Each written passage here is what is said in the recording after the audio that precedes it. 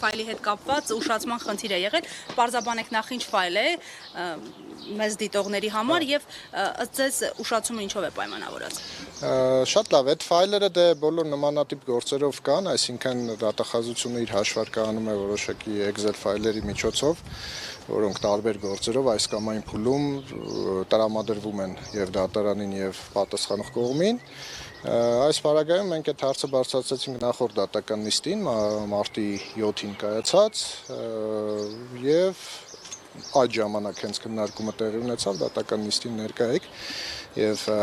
դատախազության ներկայացուցիչը խոստացավ 1 շաբաթում տրամադրել, մենք խնդրեցինք իհարկե 1 ամիս ժամկետ դրանց անօթանալու եւ հարցեր ձևակերպելու համար, բայց դատարանը տրամադրեց 2 շաբաթյա ժամկետ եւ այդ հաշվարկով նշանակեց այսօր դատական նիստ, ավելի ճիշտ 3 դատական նիստ, այսօր ապրիլի 3-ին եւ 4-ին։ Մենք դա ստացել ենք մարտի 20-ին փոստային առաքմամբ, այսինքն, չգիտեմ, ինչ գործընթացների արդյունքում ամեն դեպքում դատախազությունը մի փոքր ավելի ուշ էր ուղարկվել մեզ, քան խոստացել էին եւ հաստատի մոտ 1 շաբաթ ժամանակ ենք ունեցել ծանոթանալու համար, այդ պատճառով մեջնորդեցինք հետաձգել բոլոր 3 դատական նիստերը։ Դատարանը բավարարեց մասնակի, այսինքն երկուսը հետաձգեց, բայց ամսի 4-ի դատական նիստը չհետաձգեց, որը դարձյալ բավարար չէ, հավանում։ Այո, ըստ էության մենք միայն շատ ընդհանուր հարցեր կարող ենք ձևակերպել, տեսնենք ամսի 4-ին, այսինքն կփորձենք։ Պարոն Դալաքյան, ձեր խոսքում նշեցիք նաև հայցվոր կողմի առաջարկությամբ դատական նիստեր այսպես ձգձգելու, հետաձգելու միջնորդությունների միտում տեսնում եք այս պրակտիկայում։ Ես հավելեմ, մինչ նախորդ դատական նիստը շատ ակնհայտ էր, որ հայցվորի կողմից անընդհատ ձգձգվում է նիստը։ Նախորդ դատական նիստից սկսած կարծես դատարանն էլ ինքը շահագրգռություն ունի շատ արագ նիստեր նշանակելու, ինչով եք բացատրում սա։ Տեսեք, դա հիմնականում անցած տարվա ընթացքում մենք մի շարք առանձին գրություններով դատախազությանը հայտնել ենք տարբեր գործարքների, գույքի վերաբերյալ մեր դիրքորոշումները, որոնք մեր կարծիքով շատ ամուր հիմքեր են վերահաշվարկներ կատարելու եւ հայցի պահանջը առնվազն էապես նվազեցնելու, եթե ոչ ամբողջությամբ հայցից հրաժարվելու համար եւ մի քանի դատական նիստեր հետաձգվել էին այդ պատճառաբանությամբ, դատախազությունը հայտնում էր, որ կատարում է, աշխատում է այդ վերահաշվարկի ուղղությամբ եւ շատ հնարավոր է, որ վերահաշվարկ կատարվի, հայցի առարկայի փոփոխություն ներկայացվի։ Մի քանի նիստ էլ, ինչպես նշեցի, արձակուրդով պայմանավորված էր հետաձգվել եւ մենք սպասում էինք այդ վերահաշվարկին եւ հայցի առարկայի փոփոխությանը, բայց նախորդ դատական նիստին պարզ դարձավ, որ պարզապես դատախազության հայցվորի ներկայացուցիչը հայտարարեց, որ չունեն որևէ վերահաշվարկ եւ նման դիրքորոշում չունեն, չգիտենք ինչ պատճառով, որովհետեւ մենք պնդում ենք, որ մեր ներկայացրած տվյալները առավել քան բավարար են այդ վերահաշվարկը կատարելու համար։ Ինչևէ, հայցից չեն հրաժարվում, առարկան չեն պակասացնում, մենք արդեն այդ բոլոր դիրքորոշումները կներկայացնենք դատարանին դատավարության հետագա փուլերում։ Հայցվորի ներկայացուցիչը նախորդ դատական նիստում ասաց, որ Excel ֆայլը, որը ձեզ արդեն տրամադրվել է, այդտեղ հաշվարկները արված են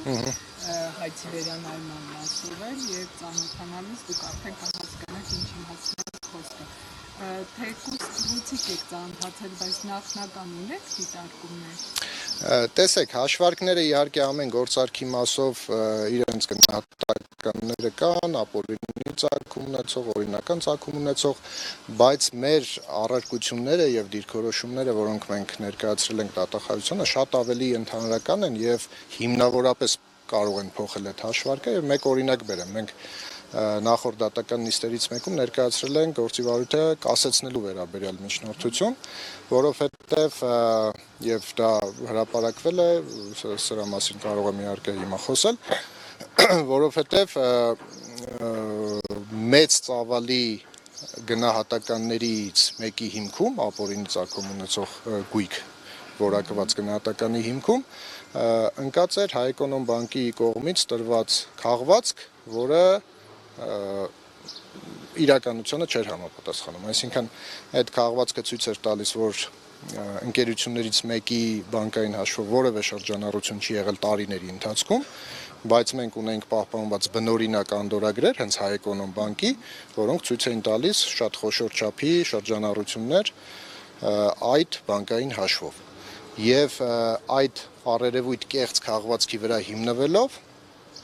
դատախազությունը ապօրինի է որակել 2001-ից, եթե չեմ սխալվում, 2004 թվականներին